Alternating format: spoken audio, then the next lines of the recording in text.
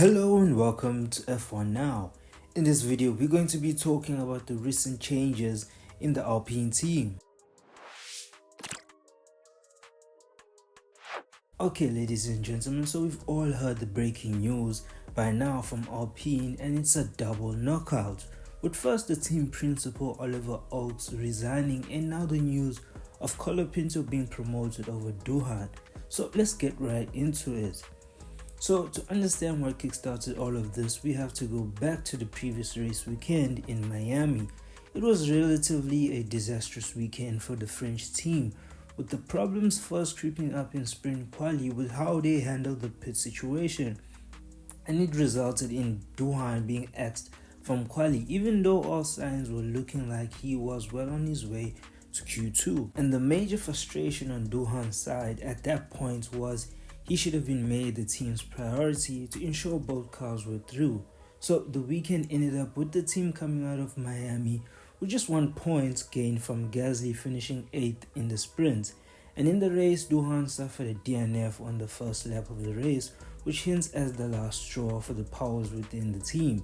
Now you have to remember that a portion of Alpine backers were in attendance in Miami, so they might have not been impressed with how the weekend went. So straight after, the news breaks out that Oakes has resigned with immediate effect, with Flavio taking over for now.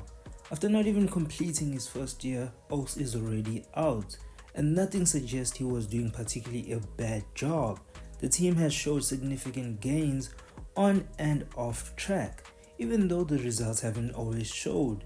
The cars are clearly very competitive within the midfield. So what is the issue?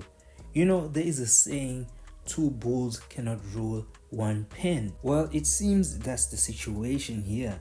Even though Flavio's position was an advisor, it seems he was playing a hand at every step of the way.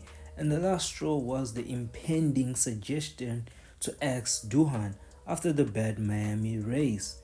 Flavio must have been waiting for the perfect storm and the right conditions to set the ball rolling, and all signs suggest Oakes resigned, seeing how little control he has of the team now and in the future.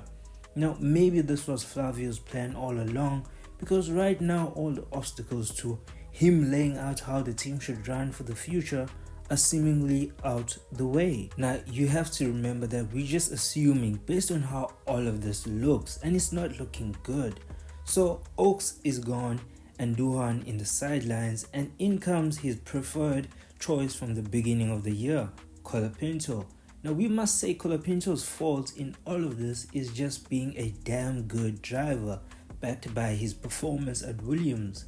Now Duhan was only given 6 rounds to seal his fate in the team, and keeping with traditions, Colapinto has around the same until the team has all the information to make a permanent decision on their second driver. So Colapinto is also not safe should he fail. But will he fail? Well, I don't think so, because in all this time he has been busy at work testing previous cars and probably spent time in the sim too. So taking away the fact that he was quick to adapt at Williams, at Alpine he already has all he needs to hit the ground running, or maybe give himself a race or two to find his way.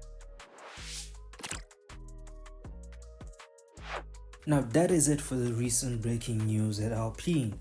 I'm curious to hear what you guys have to say about Flavio and all these decisions. So with that, don't forget to like, comment, share and subscribe. Once again, thank you and bye for now.